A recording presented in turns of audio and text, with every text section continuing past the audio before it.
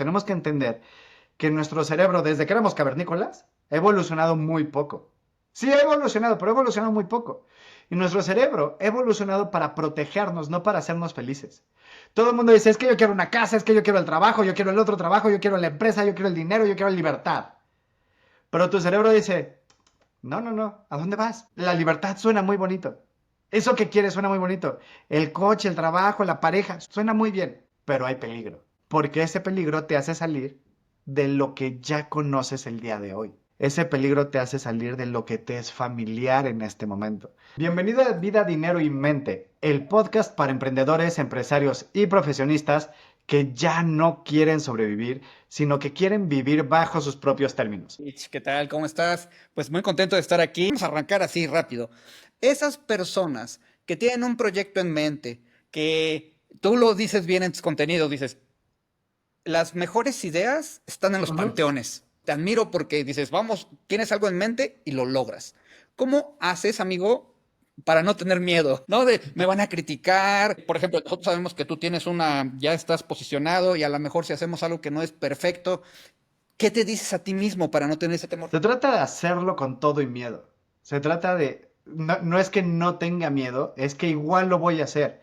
Seguramente ya escucharon o ya vieron también algunas de las entrevistas que hice, algunos de los expertos, porque recuerden que una semana estamos Julián y yo aquí y otra semana tengo alguna entrevista con otro experto y así nos vamos intercalando. Básicamente esas entrevistas fue chistoso, fue un evento, o sea, las primeras entrevistas que van a ver ahí, fue un evento en Chile, me invitaron como conferencista y cuando me dijeron, oye, van a pasar por ti al aeropuerto al mismo tiempo que por Mike Munzville. Mike es un gran amigo mío, lo conozco desde hace muchos años. Y y me dijeron, ¿tienes inconveniente? Y yo, no, al revés. Qué bueno, así platicamos, nos ponemos al día. Dije, pero voy a aprovechar. Y como tenemos una hora de trayecto en el coche y luego nos fuimos a turistear por ahí, pues le voy a plantear él, oye, ¿quieres salir en el podcast? Y la primera respuesta fue, sí, claro, ¿cuándo lo grabamos? Le dije, no tengo idea, porque me dijo, ¿pero qué? ¿Lo hacemos cuando ya regresemos cada quien a su país? Él está en Colombia. Lo hacemos cuando regresemos cada quien a su país y lo hacemos por Riverside, lo hacemos por dónde. Pues ahorita que ya llegamos a Chile, mañana nos organizamos y en algún break de las conferencias grabamos. Y me dice, ¿tienes equipo aquí? Dije, no, pero ahorita hablo con alguien y lo organizamos. Y el que fue a recogernos es otro gran experto, Alex Peñalosa, y veníamos platicando, él pasó por nosotros y nos dice, oye, pues yo tengo toda la producción, yo tengo todo el equipo, yo los grabo, brutal. Al final no nos grabó él consiguió a otros chicos para que nos grabaran, que estaban cubriendo el evento. Pero aparte dijimos, oye, ¿cómo le hacemos? Grabamos en un salón. De hecho, los del evento me dijeron, pues, Felipe y Maca, me dijeron, pues si quieres te presentamos un saloncito y ahí los entrevistas. Porque dije, pues ya que estoy aquí, quiero entrevistar a Caro Millán, a Gustavo Duarte, a Enrique Jurado. Eran los que me daba tiempo de grabar porque los otros volaban. Dije, lo hacemos de una vez en el pasillo, en medio de toda la gente saliendo en el break. Y bueno, a ti ya te tocó editar y bajarles el volumen a todas las voces que están de ahí, de toda la gente alrededor. Me tocó arreglarle el Arreglar audio. el audio porque había 800 personas alrededor pasando. Algunas veces se atravesó más de uno que no vio que estábamos grabando. Otros veían que estábamos grabando y se acercaban y se asomaban. Y era como, órale, ¿qué están haciendo? Pero eso nos dio como hecho siempre es mejor que perfecto. Y se trata de, no, Hecho no mejor es que voy a perfecto. hacerlo sin miedo, es voy a hacerlo a pesar del miedo. Sí, quizás no sale bien. Teníamos el riesgo de que grabáramos las 4 entrevistas y después me dijera el equipo, oye, ¿qué crees? El audio no se escucha nada. Pero me dijeron, traemos buenos micrófonos, vamos a hacerlo. Dije, vamos a lanzarnos y vamos a ver qué pasa. Igual dijimos tú y yo, oye, vamos a empezar a grabar y vamos a ver qué pasa. Y justo vamos a hablar de las etapas del miedo y qué hacemos con él. Cuéntanos el tema del miedo. Por ejemplo, el miedo a veces te hace tomar decisiones incorrectas, pero el miedo también te protege. ¿Cómo podemos saber en qué momento el miedo nos está protegiendo o en qué momento el miedo me está deteniendo? Y el miedo activa nuestra reacción más primitiva. Ajá. Huir, pelear o paralizarte. Entonces siempre hablamos de esa parte del miedo. Pero antes de que lleguemos a esa parte del miedo, el miedo funciona. Ajá. Tiene unos pasos previos. Entonces tenemos que conocer los pasos previos del miedo para que no llegues a paralizarte. ¿Qué es lo que va haciendo el miedo? El miedo no llega y te dice, oye, tienes miedo, congélate y te paraliza. No, el miedo tiene unos pasos. El primer paso es que te empieza a distraer. Esa es la primer D del miedo, de las 3 Ds que vamos a hablar hoy. La primera D del miedo es la distracción. Y seguramente alguna vez te han dicho, es que tú procrastinas mucho. De pronto se puso muy de moda el término de procrastinación. Básicamente, dejar para después algo. Básicamente, sabes que tienes que mandar un correo electrónico, pero te pones a ver TikTok. Sabes que tienes que hacer una llamada, pero dices, primero lavo los platos, o tengo que hacer la comida, o tengo que llevar a mis hijos. Y está bien, no te estoy diciendo que no los lleves. Pero de pronto, en el momento en el que sabes que necesitas hacer algo, aparece una distracción y se come todo tu día, o se come todo tu tiempo. O dices, esto me va a tomar nada más 10 minutos y de repente volteas y ya pasaron 4 horas, ya son las 10 de la noche, ya no pudiste hacer lo que ibas a hacer. Entonces, lo primero que hace el miedo es distraerte. ¿Por qué? Porque no quiere que afrontes esto que está percibiendo como inseguro. Tenemos que entender que nuestro cerebro, desde que éramos cavernícolas, ha evolucionado muy poco. Sí, ha evolucionado, pero ha evolucionado muy poco. Y nuestro cerebro ha evolucionado para protegernos, no para hacernos felices. Todo el mundo dice, es que yo quiero una casa, es que yo quiero el trabajo, yo quiero el otro trabajo, yo quiero la empresa, yo quiero el dinero, yo quiero la libertad. Pero tu cerebro dice, no, no, no, ¿a dónde vas? La libertad suena muy bonito. Eso que quieres suena muy bonito. El coche, el trabajo, la pareja, suena muy bien, pero hay peligro. Porque ese peligro te hace salir de lo que ya conoces el día de hoy. Ese peligro te hace salir de lo que te es familiar en este momento. No sé si han visto la película de los Croods, de los cavernícolas. No es mi película favorita, pero refleja muy bien esto. Que no quieren salir de la No quieren caverna, salir de ¿no? la caverna porque todo es peligroso y el papá todo el tiempo está diciendo, no, te come, te mata, te no sé qué, no, no, no, no, no. Y así vivimos la vida, repitiéndonos este no, no, no, no, no, diciendo es que yo no puedo, es que es peligroso, es que me van a matar, es que me van a comer, es que yo no puedo hacer eso. ¿Y qué crees? Acabamos encerrados en esta vida que ya conocemos y esta famosa zona de confort que no tiene nada de confort, pero ya la conocemos porque la distracción es ese primer elemento del miedo. Ah, no lo sabía. Entonces, por ejemplo, si yo percibo que estoy metiendo actividades antes de lo que realmente necesito hacer o quiero hacer, o por ejemplo, en mi caso, yo que quería, ahora gracias a ti estoy en un podcast y dije, oye, yo puedo hacer el mío, y digo, no, primero voy a editar los videos de Rich. No, primero tengo que ver una landing. No, primero tengo que... Y entonces estar metiendo esas actividades es la primera Es vez la del primera miedo. D del miedo. Y no te digo que no edites mis videos, edítalo, está perfecto. Pero si ya sacaste o si estás en tiempos, es muy fácil distraernos. Hay una nueva distracción. Y esto va a sonar como dispararme en el pie porque yo me dedico a vender cursos y ahora está mi audiolibro y próximo a salir mi libro que ya lo terminé de escribir y estoy viendo ahí con las editoriales. Les voy a dejar el link en este video, en la parte de abajo, el Ahí, link del ahí audiolibro. dejamos el audiolibro, Construir la vida con la que sueñas, no la que te alcanza. Y pero ¿qué pasa? Que decimos, tengo que acabar el curso para poder hacer esto. Tengo que acabar el libro o el audiolibro o lo que sea para poder hacer esto. Y ojo, no te estoy diciendo que no te prepares, pero muchas veces nos quedamos sobrepensando las cosas. El peor enemigo de la acción es sobrepensar. En inglés se escucha mejor este overthinking, pero este es sobrepensar las cosas y estarle dando 1000 vueltas a algo porque, y cuando nos damos cuenta es que nos estamos distrayendo. Ahora, ¿qué pasa? Ya caché que estoy distrayéndome, pongo mejor mi agenda y ojo, esto muchas veces ni siquiera es un tema de administración porque decimos es que yo no me sé administrar. No, no es que no te sabes administrar, es que le estás dando tu poder al miedo, estás dejando que tu miedo sea el que tome el volante de tu vida en lugar de mandarlo ni siquiera como copiloto, lo mandas como pasajero en la parte de atrás del coche, porque desde atrás te puede decir, oye, cuidado, allá hay un hoyo que quizás tú no viste, pero no se puede atravesar como el copiloto que de repente te mueve el volante o te toca el claxon. ¿No? Entonces lo mandas para atrás, pero normalmente la gente lo deja en el volante porque es más seguro, porque estamos acostumbrados a vivir así y sabemos que no hay tanto riesgo, aunque no sea el trabajo que amas, la pareja que quieres, o esta vida que dices, es que sí me encantaría vivir en pareja, pero tengo 1000 traumas de que me dicen que todas las mujeres, todos los hombres, todo lo que sea son iguales, entonces, pues uno, siempre me voy a encontrar con el mismo tipo de parejas, y dos, nunca me voy a atrever a relacionarme realmente porque siempre siento que me van a hacer daño. Eso es cuando te da miedo conducir tu auto, Exacto, ¿no? estás dejando que el miedo tome las decisiones por ti. Rich, voy a hacer una variante. Voy a meter un tema. Estamos en la primera B del miedo.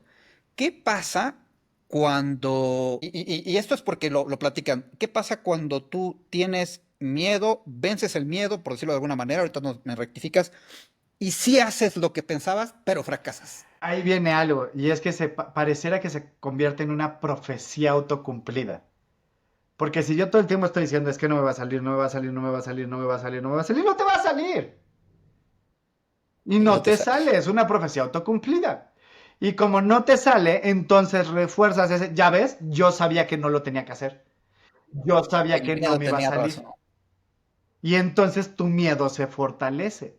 Le estás dando más herramientas, porque aparte tu miedo sabe muy bien en qué situaciones ponerte para acercarte a ese fracaso. ¿Cuál es el problema? Que nos han enseñado que el fracaso es malo. Nuestro sistema educativo, y no solo el de México, el de todas partes, es lo peor para explotar la creatividad de la gente, es lo peor para explotar el crecimiento de la gente, porque parte del crecimiento es el fracaso, pero nos han enseñado que los errores son malos. Es más, si ven aquí, digo, este es de una TEDx, esta X de aquí atrás, pero me recuerda a mis exámenes que tenían X en rojo muy grandotas, y las palomitas de que tenía algo bien eran muy chiquitas en azul, pero muy chiquitas, pero el error se remarcaba. Si sacabas un 10, yo saqué como 3 dieces en toda mi vida, pero si sacabas un 10 te ponían en chiquito en la parte superior derecha, en muy chiquito que se viera el 10. Pero si sacabas un 3, que alguna vez saqué un 3, puta, ocupaba toda la hoja. Entonces era como reforzar el que estás mal en lugar de aprende de esto y crece. Aprende de esto y digo, tiene otras muy malas cosas del sistema educativo en el que tienes que trabajar solo cuando vivimos en un mundo colaborativo. Los exámenes son de memoria cuando la memoria no te sirve de nada, sino que lo que te sirve es racionalizarlo, etcétera. Pero ese no es el punto. El punto es, no hagas las cosas porque el miedo te detiene. Sigue haciéndolas. Entonces, la primera D es justo me empiezo a distraer, tengo que darme cuenta que me estoy distrayendo. Porque justo la segunda D del miedo está relacionada con lo que acabas de preguntar. La segunda D del miedo es la disuasión. ¿Qué hace la disuasión? Decirme que yo no puedo, que me voy a equivocar, que ya me he equivocado en el pasado y ahí tengo una profecía autocumplida porque mi cerebro va a buscar todas esas veces que me dijo que no lo hiciera porque iba a fracasar y fracasé. Ese miedo busca todas esas profecías autocumplidas. Este miedo porque dice, ya no te pude distraer, ya evitaste la distracción, entonces en el momento en el que te vas a poner a escribir un correo, te vas a poner a escribir tu libro. A mí me pasó escribiendo mi libro, yo me tardé 8 años escribiendo mi libro. 8 por no decir 13. Fue porque lo iba retomando, pero dije ya seriamente hace 8. Pero lo iba dejando, ¿por qué? Porque yo decía, yo no puedo leer, yo no puedo escribir, porque yo soy disléxico. Yo me equivoco muchísimo. Todos mis exámenes, todo lo que yo tenía que escribir siempre me lo regresaban. Y a pesar de que tengo correos que leen miles de personas alrededor del mundo y he escrito artículos para algunas de las revistas de negocios más importantes en México, siguen siendo artículos, no es un libro. Y luego yo me consideraba un muy mal lector, entonces era como, si yo era de los que dejaba los libros a la mitad, pues seguramente mi libro lo van a dejar a la mitad, entonces me daba mucho miedo eso. Entonces yo no escribía mi libro, a pesar de que había muchísimas personas pidiéndome que ya lo escribiera. Entonces tuve que enfrentar a mis demonios, pero en el momento en el que yo me sentaba a escribir, venía él. ¿Y tú quién te crees escribiendo tu libro? ¿Quién lo va a leer? A nadie le interesa. Aparte, ese tema ya hay miles de personas hablando de eso, y no es cierto. Es que estamos tan metidos en lo nuestro que aparte se activa nuestro sistema de activación reticular que está buscando todo lo que se trata de lo mismo y parece que todo el mundo está haciendo lo mismo que tú, aunque no sea cierto. Todo lo malo que podría suceder, ¿no? Porque además el miedo, yo imagino que esta parte de la disuasión te dice, ah, es que podría pasar esto. Exacto. No lo sé tú cómo lo sentiste, pero podría hacer el ridículo, podrían criticarme, podrían decir, ¿cómo hablas tú con esta voz interna? ¿O qué le dices? ¿O cómo la tomas para que no te haga ese daño, Mira, ¿no? todos tenemos dentro de nosotros dos voces, la voz del miedo y la voz de la intuición. La voz del miedo grita y muchas veces nos confundimos porque decimos, es que no escuché mi voz porque no sabía, o escuché mi voz porque, no, porque es mi voz de la intuición. No, tu voz de la intuición siempre te va a ayudar a crecer. Tu voz del miedo siempre te va a frenar. La voz de la intuición es una voz muy bajita, con un volumen muy bajito, pero que todo el tiempo te está diciendo avanza, tienes más para dar, hay más para ti, hay una vida mejor para ti. La voz del miedo te está gritando y te está diciendo, no lo hagas, detente, es peligroso, cuidado con eso, te vas a caer. Y ojo, hay que escuchar la voz del miedo también, porque la voz del miedo te está diciendo te vas a caer, aprende antes de caerte. Pero la voz de la intuición te está diciendo todo el tiempo, crece. De hecho, el Talmud tiene una frase que dice que toda hoja de pasto, y las hojas de pasto que son, cada hoja de pasto que son muy delgaditas y las puedes romper con la mano, así de delgadas, así de finas, todas tienen un ángel recargado sobre ellas que todo el tiempo les está diciendo, crece, crece, crece.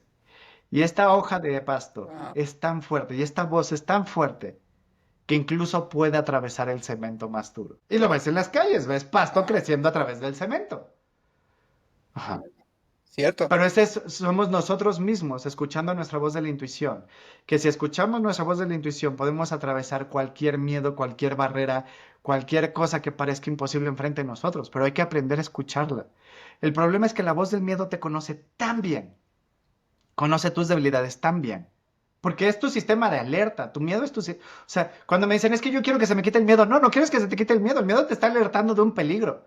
También es bueno tener un sistema de alarma que te alerta sobre un peligro. Pero el problema es que te acaba saboteando si le haces todo el tiempo caso en lugar de escuchar qué es lo que te quiere decir. Pero te conoce tan bien y te sabe sabotear tan bien que sabe con qué personas te tienes que poner a hablar para seguirte saboteando. Si tú quieres emprender un proyecto, en lugar de irle a preguntar a las personas exitosas, y esto lo he visto infinidad de veces, oye, es que hablé con mi tío que ha quebrado 4 negocios diferentes, oye, y en alguno ha sido exitoso o ya es exitoso en el quinto, no, sigue igual de quebrado. Oye, es que fui a hablar con mi amigo que está pasando la fatal y creo que se va a declarar en bancarrota. Y fui a hablar con él del negocio y me estaba diciendo de todos los peligros que tiene emprender. Claro, porque tu miedo sabe con quién ponerte a hablar para paralizarte, porque va a fortalecer esa disuasión. Amigo, ¿cuál es el primer paso que debería de dar alguien? Digamos, hablemos de una persona, un empresario, y ya está detenido, ya no factura más, tiene una vida cómoda, pero tiene esta vocecita, esa intuición, y está rodeado de gente que no le está haciendo bien. O hablemos de otra persona que quiere apenas emprender. ¿Cómo hace para cambiar este círculo de personas que le dan malos consejos? ¿Dónde las encuentra? ¿Cuál sería el Jim primer Rohn dice paso? mucho, bueno, ya no dice porque ya se murió, pero decía mucho, somos el resultado de nuestro entorno.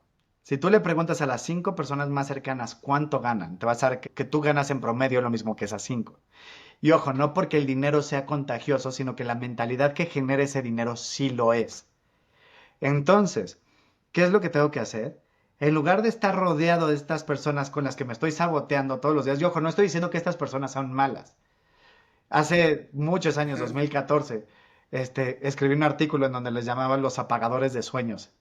Y fui a dar una entrevista en la televisión, justo me hablaron porque querían hablarme de ese tema y la entrevistadora me decía, oye, pero ¿cómo? Entonces se trata de que corte de tajo a estas personas que me están ayudando a sabotearme o a mantenerme en ese lugar y me vaya y busque personas diferentes.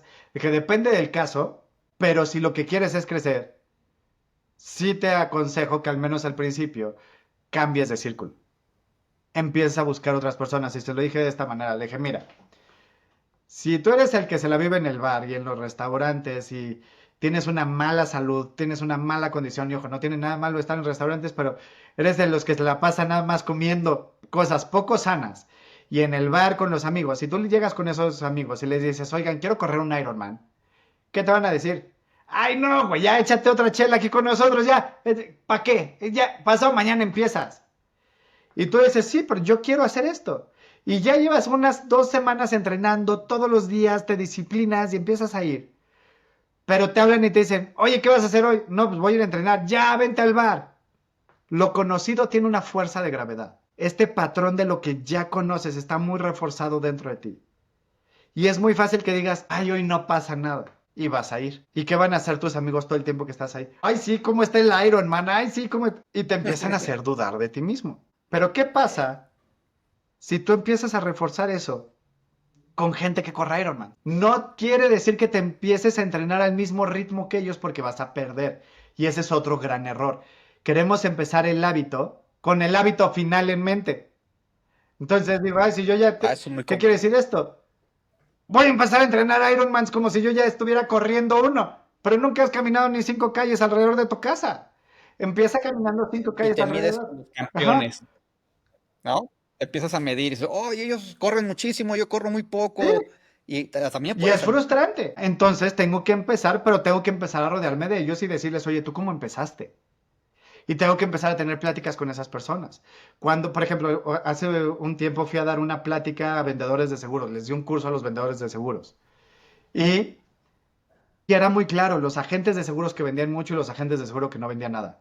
Unos sentados a la izquierda, otros a la derecha. Unos vendían muy bien, otros vendían fatal.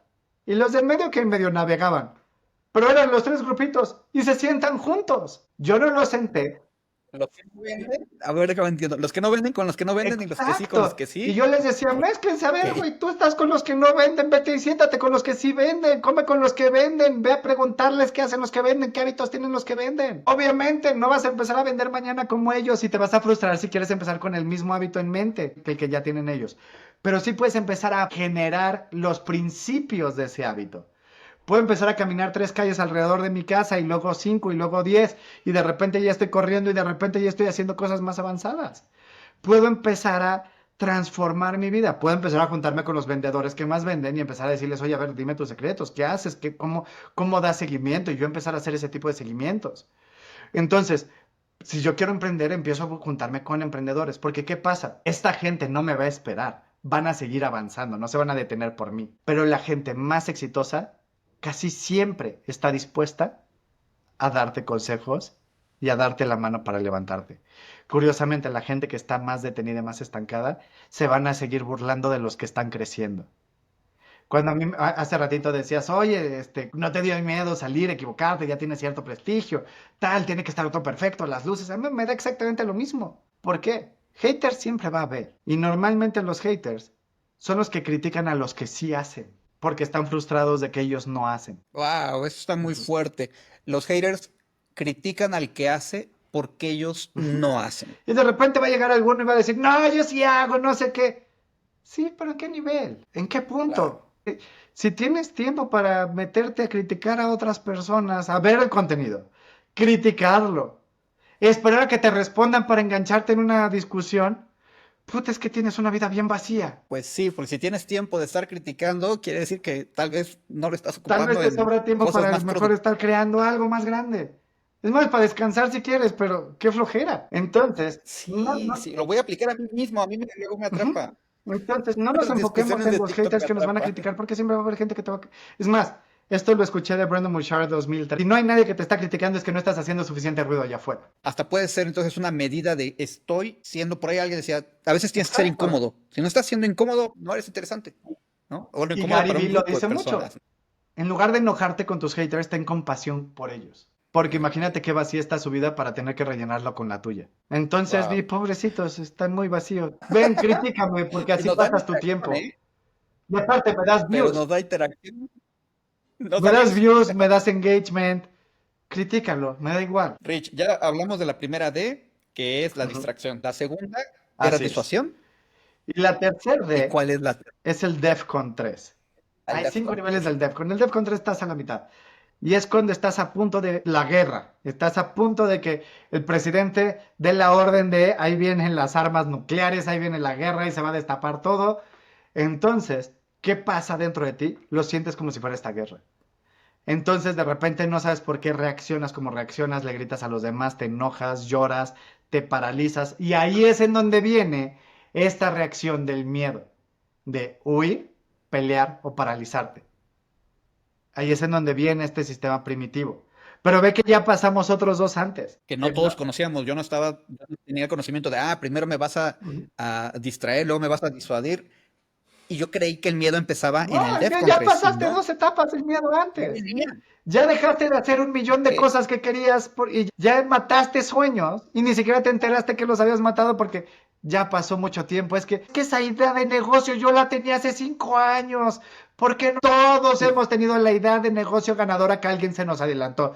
Como por 5 años de que no lo hicimos. Todos. Ah, Pero nos detuvo el miedo, nos detuvo la incertidumbre, nos detuvieron las dudas. Bryce Pritchett en su libro Tú al cuadrado dice, si vas a dudar de algo, no dudes de ti, duda de tus dudas. eso Si está vas a increíble. dudar de algo, no dudes de ti, duda de tus dudas. Duda de estas voces que te están diciendo, no vas a poder, no, que ta, ta, ta, otros sí pueden, tú no. Duda de eso. porque esa no es tu voz de verdad. A mí me pasó con el Ok, libro. esas voces no son tu voz de verdad, esas voces que No. te están diciendo. ¿Qué te pasó con el Justo a libro? mí me pasó Cuéntame. con el libro que yo decía, pues es que yo cómo voy a escribir, y lo he contado en otros espacios. A mí a los 13 años llegó un profesor, mi profesor de español, y esto me salió ahora escribiendo el libro. Bueno, ahora te digo, llevo 8 años. Pero los últimos dos fueron los que sí me enfoqué escribiéndolo. Pero a los 13 años llegó un profesor, mi profesor de español, que era nuestro titular, y me rompió el cuaderno enfrente de todos porque yo tenía muy mala letra. Y mientras me rompía el cuaderno me dijo, tú mejor suicídate, tú nunca vas a hacer nada en la vida. Y Uf, qué evidentemente rudo. nunca me suicidé, pero siempre era como, es que tú no sabes escribir, tienes pésima letra, tienes dislexia, cambias las letras, cambias las palabras, no redactas. Y luego me enfoqué en aprender a redactar y algo que nunca he contado. Después a los 17 años, en preparatoria, en el último año de preparatoria, entregué un trabajo. Era un trabajo para la profesora de, no me acuerdo, que educación cívica, no me acuerdo para qué. Y hice una gran investigación para ese trabajo. Era sobre la corrupción que se vivía dentro de las cárceles en México. Y me lo devolvió con cero. Me dijo que un alumno de ¿Por sexto qué? de prepa no podría redactar también, que ese trabajo yo lo había copiado de un alumno de universidad. No es Y fue posible. parte, te digo, hay una historia mucho más grande ahí detrás, pero fue parte de por lo que yo me tuve que salir de la preparatoria en la que estaba y acabar en la prepa abierta, etcétera. Pero Ok, cuéntame, ¿hiciste la prepa abierta? O sea, ¿no terminaste la prepa no, no, escolarizada? Echa el chisme, justo amigo. por todo ese pleito que se hizo con esa maestra. Digo, venía por otra situación y acabó un tema muy grande. Fue que yo me tuve que salir de la preparatoria en la que estaba, de La Salle. Me tuve que salir de ahí por esa maestra que me dijo que un alumno de sexto de prepa no podía redactar tan bien. Oye, amigo, pero es que venías del profesor que te rompió el cuaderno porque no entendía la letra. Te superas y ahora resulta que no, que ese trabajo no lo Y ese pudiste haber trabajo no escrito lo tú. podía escribir yo. Y lo peor es que ya leyéndolo muchos años después es como, pues sí está bien, pero tiene errores. Tampoco era tan. A lo mejor para la profesora era demasiado. Esto no sé si se va a quedar en el podcast o lo vamos a cortar. Amigo, dime, ese profesor que rompió tu libro, tú ya te volviste empresario, trabajaste para mejores marcas, ¿sigue siendo profesor? El que me rompió mi cuaderno, no, ya no, lo corrieron hace mucho. De hecho, regresé a dar una plática para esa escuela hace unos años y Ok. conté esa historia. Y todos, no, ¿y de qué escuela era este profesor? Yo, de aquí, acuérdense que yo estudié aquí. Y la que era de la directora, ella no era la directora cuando eso pasó. La nueva directora fue así de, ¿cómo puede ser? ¿Quién fue? Ya en privado le dije el nombre y me decía, no puede ser. Lo conoció ella también. O sea, no, ya lleva 1000 años de no dar clases aquí, pero bueno, ya, gracias a Dios, ya no da clases. La otra tampoco porque ya estaba muy mayor cuando ya iba en prepa, yo creo que ya no está ahí, ya está de haber jubilado, quién sabe qué habrá pasado con ella, pero sí dio ella mucho tiempo clases también y después me enteré que le hizo la vida imposible a muchos alumnos, pero de ahí yo siempre traía estas historias de yo no puedo, entonces acababa saboteándome. Empezaba a escribir y venía la distracción. Pasaba la distracción, venía la disuasión.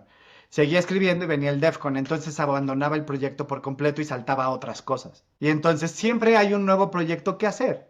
Entonces, pues mi libro era como el extra. Pues ya me metí a dar consultorías, me metí a dar coaching, o sea, siempre venía como algo extra. Entonces era muy fácil dejar el libro. Claro, tenías otras cosas que hacer. ¿Qué pasa ahí? Hay un tema, porque yo lo he vivido, en el cual uno trabaja, y lo estoy escuchando de ti, trabajas para los demás, das consultoría para los demás, y cuando se trata de ponerte a ti en primer plano, dices, después puedo hacer Ujú. esto otro. Y sobre todo los que nos dedicamos al desarrollo humano. Yo tomo 1 millón de cursos, pero justo estaba platicando hace poquito con una persona y me decía, oye, realmente qué tanto profundizas en los cursos?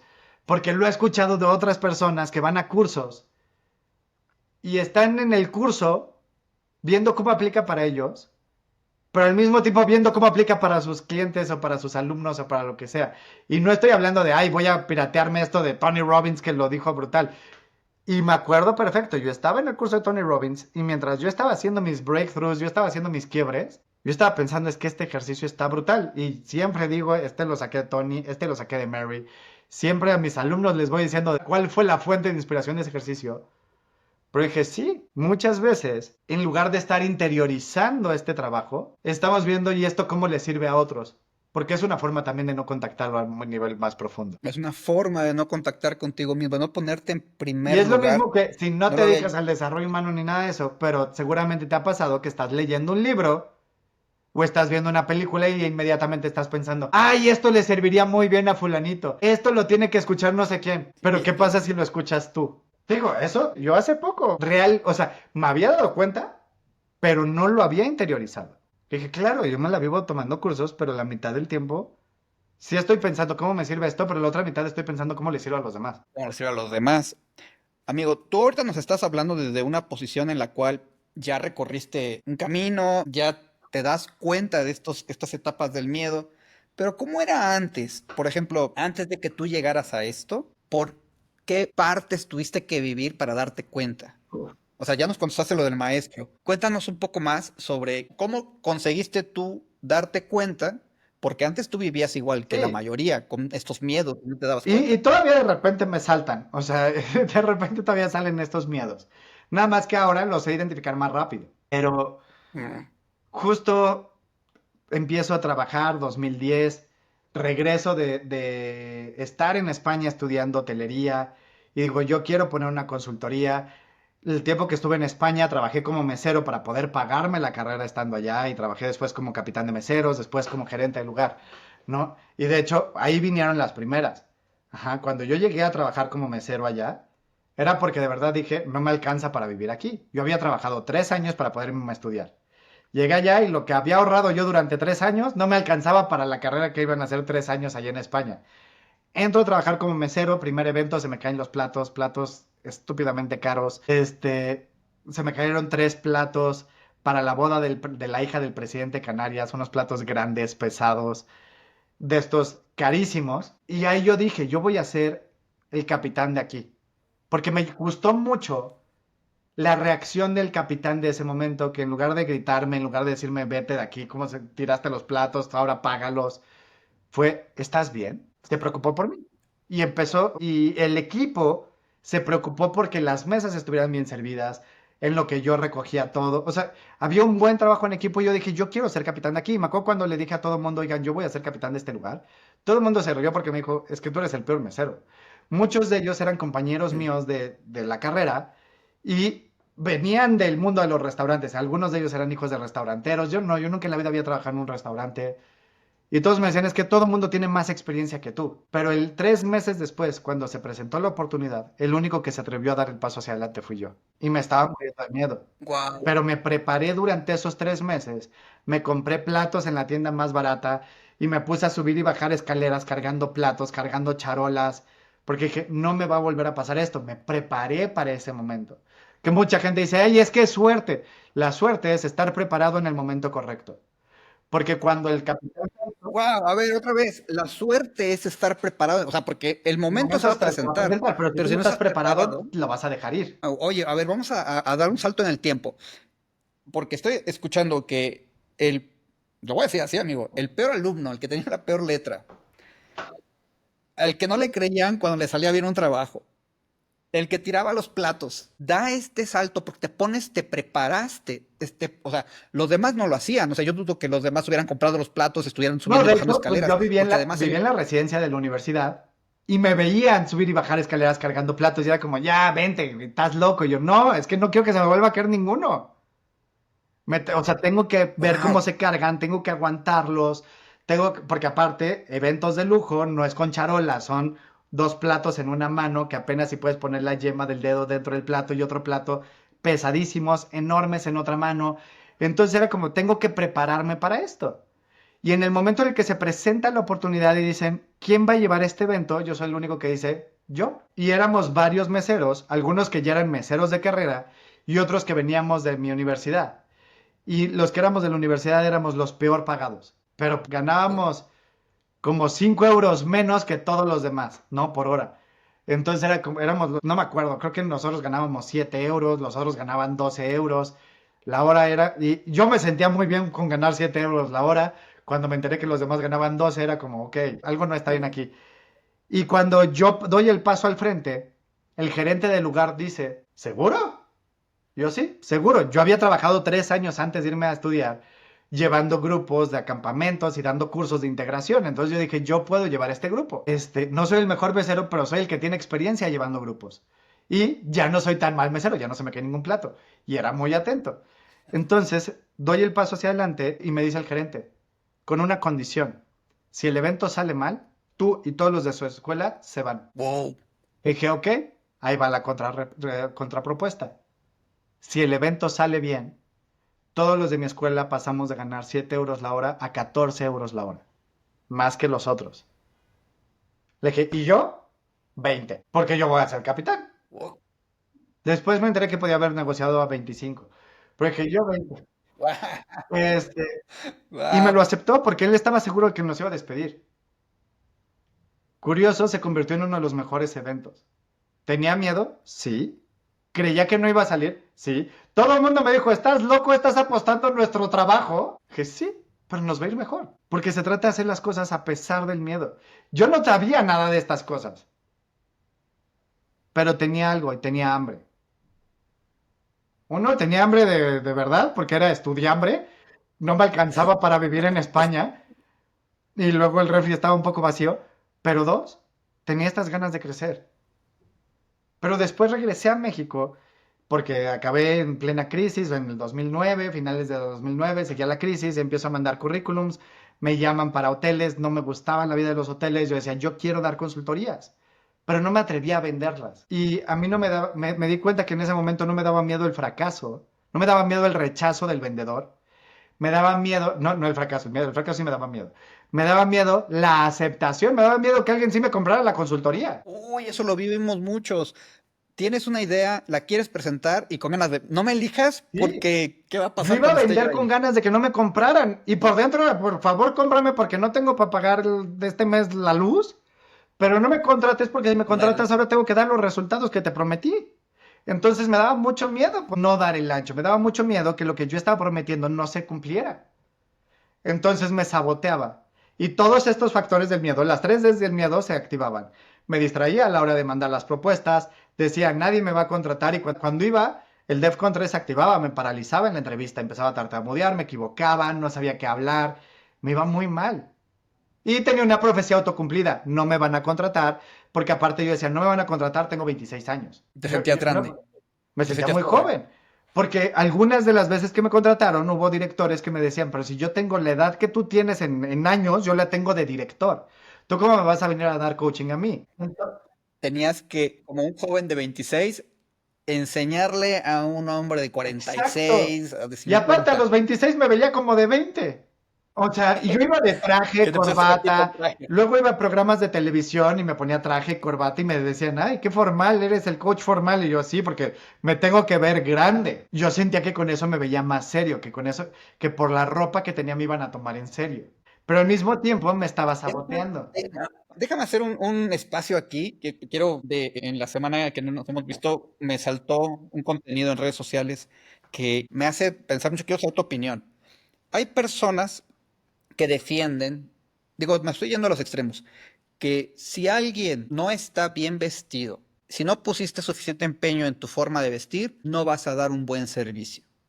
Y está el otro lado, donde a lo mejor yo me oriento un poco más para allá, donde digo, no me importa cómo estés vestido, ni qué auto traigas, ni qué marca de zapatos uses. Me interesa el resultado y tu Ujú. creatividad. Entonces, ¿qué opinas? Tú lo viviste. Si tú no te ponías traje, eras un chamaquito. Sí. Pero hoy día, y vamos a un poquito a hablar también, porque hay nuevas generaciones, espero que nos estén escuchando personas de 20, 25 años, que ya piensan diferente. ¿Tú qué opinas al respecto? Yo nunca, pues muy rara vez me van a ver de traje y es porque fui a una boda. Pero la verdad es que yo no creo que el cómo estás vestido impacte en los resultados que das.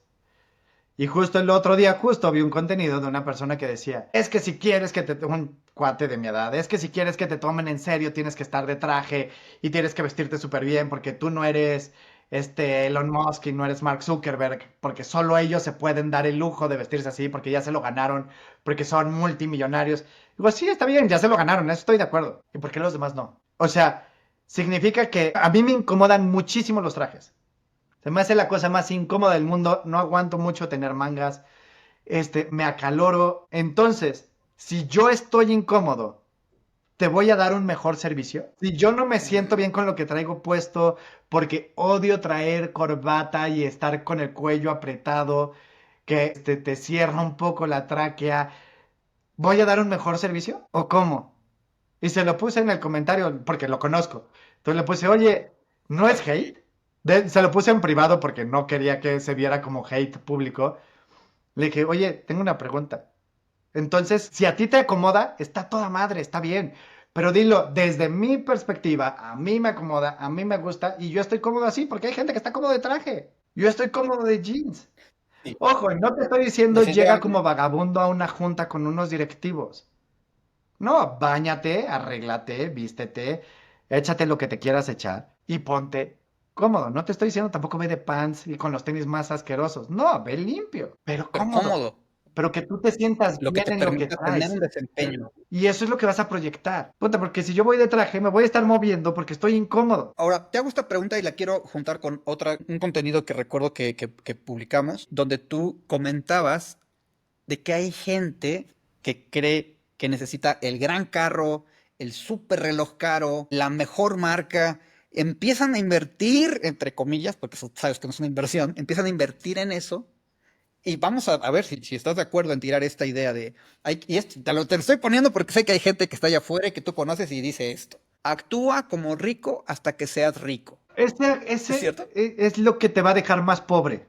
Una cosa es, piensa como rico, no actúa como rico. Y una de las primeras cosas que piensa una persona rica es, no voy a gastar más de lo que gano y no me voy a meter en deuda mala. Un reloj es deuda mala, un carro es deuda mala. Querer aparentar con ropa de marca es deuda mala. Entonces, esa parte de actúa como si, estoy muy de acuerdo, es ponte en el actúa como si, viaja en el futuro, ponte en la situación de ser tú del futuro que quieres ser y piensa, ok, ¿cómo actuaría yo si ya fuera millonario?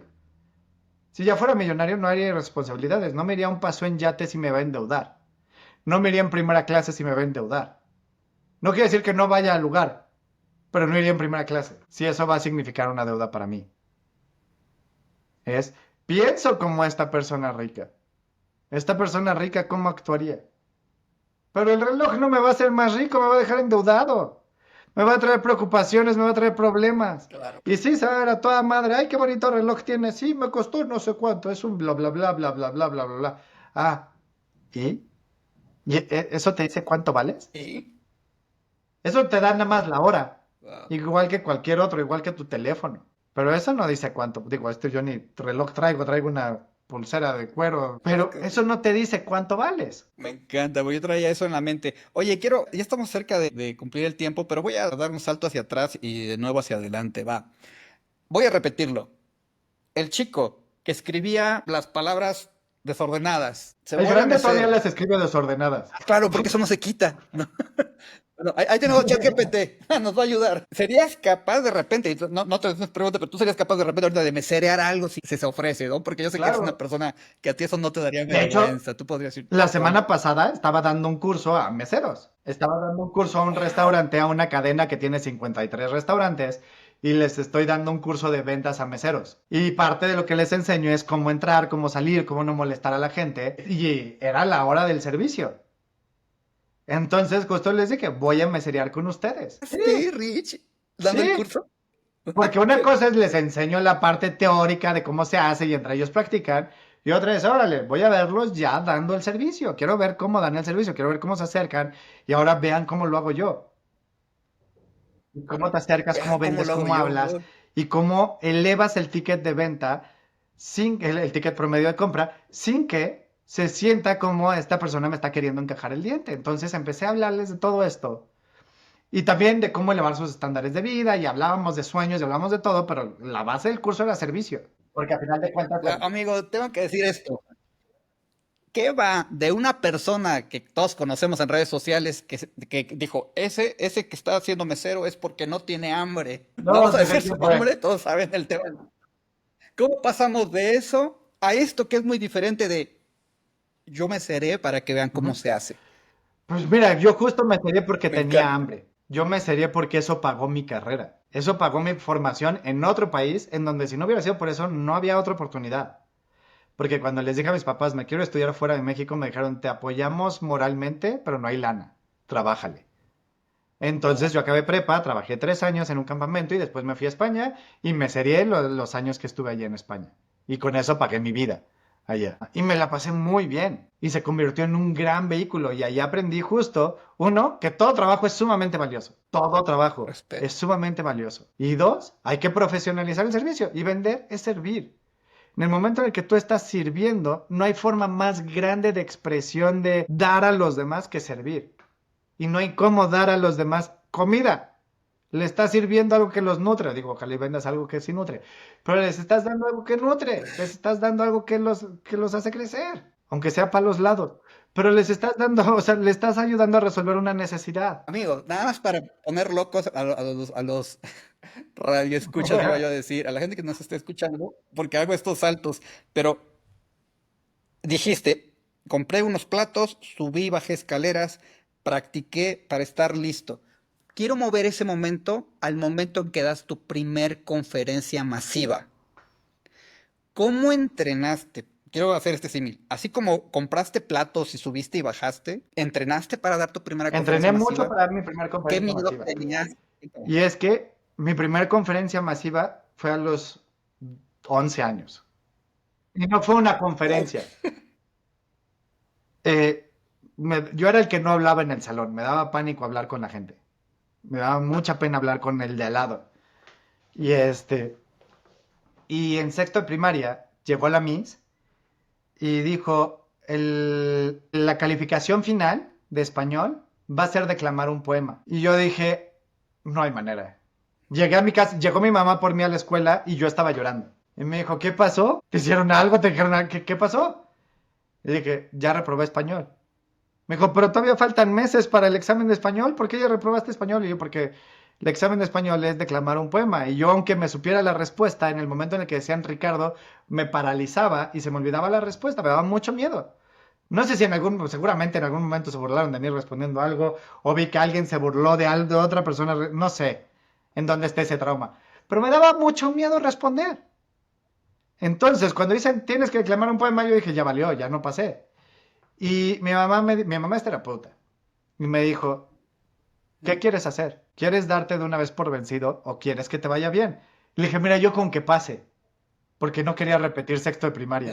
Dije, con que pase ya es suficiente. Me dijo, ok, vamos a hacer algo. Vamos a llenar todas las puertas de la casa primero tú vas a escoger el poema, el que más te guste. Se llamaba Una pareja de feos. ¿Una Sí, no me pareja de acuerdo del feos? poema, pero nada más me acuerdo que era una pareja de feos, de un padre. Y era que eran muy bonitos por dentro o feos por fuera, y que lo que importaba era lo de adentro y tal. Y me dio mucha risa, entonces dije, este está muy simpático. Y lo escribí por toda, mi mamá y yo lo escribimos en cartulinas. Y yo no podía pasar ninguna puerta de la casa sin leer el poema antes. Y lo hice durante Ah, varias semanas. Entonces, en el momento en el que me tocó ya dar el poema en el salón, era un salón de 40 personas. En el momento en el que me tocó dar el poema, saqué 10. 10/10. Éramos dos que sacamos 10/10. Y todo el mundo se quedó como, ah, caray, ¿Ricardo habla? ¿Tiene voz? Imagínate qué tan nervioso estaba cuando la Miss dijo del poema que yo no escuché, que dijo que los que sacaran 10, 9 o 10, las mejores calificaciones, la segunda etapa era pasar al teatro de la escuela, ya no solo con tu salón, sino con los 4 salones de sexto de primaria, a declamar otro poema diferente. Yo no me enteré de eso, yo estaba muy nervioso. En cuanto yo escuché que esa era mi calificación, dije, ya valió. Si no, yo creo que lo hubiera hecho un poquito peor para no sacar 10. Me toca pasar, tenía menos semanas ahora para preparar otro poema. Y mentira, ahí tocaba hablar de una persona que admiraras. Y yo no era nada religioso, no sé por qué escogí el de un padre, el poema de un padre, y creo que tuvo que ver mi mamá, que ella sí era muy religiosa, y luego escogí la biografía de Paulo Coelho, de Papa Juan Pablo II. Que igual Paulo Coelho acaba de borrar ese aparte. Me tocó, escogí la biografía de Karol Wojtyla, del Papa Juan Pablo II. Y claro, entonces, el y nombre. era hacerlo en forma de poema. Y gané por segunda vez. Entre todos los salones, de todos los salones, quién sabe cuántos pasábamos, escogieron a los mejores 10 Y tampoco escuché esa parte porque los mejores 10 ahora nos tocaba declamar enfrente de los papás. Yo creo que no te lo decían Yo creo intencionalmente, amigo. que, no sé si lo dijeron o si no lo escuché, pero no sé. Y quedé en segundo lugar, por detrás de una persona que tenía que ver ahí con la directora. Y Oh, todo el mundo llegó conmigo, o sea, fue en segundo lugar que me supo a primer lugar porque todo el mundo llegó y, wow, Rich, ¿dónde estabas? Y de ahí ya nadie me cayó, porque me di cuenta que tenía voz. wow, Rich, wow, wow, qué historia. De ahí ya nadie te cayó porque te diste cuenta que tenías Y voz. fue Wow, como, amigo. wow. Me cambié de escuela, participé también en el concurso de declamación, gané también en primero, segundo y tercero de secundaria. De ahí no lo hice por muchos años y cuando doy mi primera conferencia en 2010, doy mi primera conferencia, rento un teatro de una universidad, cuando una preparatoria universidad, y vendo 500 boletos a través del radio. Fue como, wow, la dimos mi mamá y yo juntos. Mi mamá como terapeuta también salía mucho en radio y en tele y fue un súper éxito. Y ahí fue, y me preparé mucho, hice lo mismo. No, no escribí toda la conferencia porque estaba muy larga, pero la preparé y me preparé en el espejo y empecé a hablar en el espejo de cómo me tenía que mover, cómo tenía que hablar, cómo subir la voz, cómo bajar la voz, subir el ritmo, subir la velocidad, bajar la velocidad, cómo enganchar con la gente. Y fue Enganchar con la como, gente. cualquier cosa que hagas tienes que practicar. Todo el mundo creemos que no me salió la primera, ya no sirvo para esto. No, tienes que practicar. Mi hija está aprendiendo a nadar y bajo con ella los viernes a su clase de natación. Es en la alberca aquí debajo. Y bajo con ella, con la Miss, y a veces me meto con ella. Y una de las primeras veces que estaba aprendiendo a nadar, yo aprovecho que me metía con ella y yo me ponía a nadar. Mi hija me dice, papi, es que a mí no me sale, ¿por qué a ti te sale tan bien? Y vi su frustración de que a ella no le salía porque todavía no sabía flotar. Y fue como, no, Lia, llevo toda mi vida nadando. Hace muchos años competí en natación. Llevo muchas competencias en diferentes clubes, pero llevo toda mi vida nadando y aprendí como tú y al principio también me hundía. Porque muchas veces queremos el hábito final desde el inicio. Y fue enseñarle a él, está bien que ahorita no sepas y está bien que ahorita te hundas, pero estás practicando y estás practicando. Estás practicando, amigo. De este podcast lo que me voy a llevar, primero el tema de darse cuenta las desde el miedo, para no esperarse al Ujú. DEFCON 3, o sea, darse cuenta.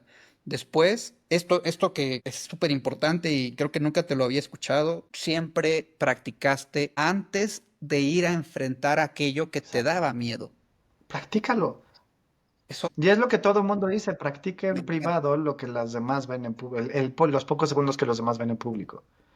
Pero tienes que practicar muchas horas en privado y te tienes que equivocar. Y también se vale equivocarse en público. Es imposible no equivocarse, o sea, todos vamos a equivocar en algún Entonces, momento. aprende de ese error y sigue. Lo dije, el primer podcast, el Wow, primer capítulo que fue hace 3 capítulos, fue el peor de todos. Estábamos practicando, pero lo estábamos practicando. lanzamos. Y justo, siempre me gusta contar esta historia. Ya sé que estamos ya por llegar a la hora de este podcast. Llega Pero la hora. llega un maestro de cerámica, llega a la clase y les dice, voy a dividir el grupo en dos. El grupo A se van a dedicar cada uno de ustedes a hacer una taza.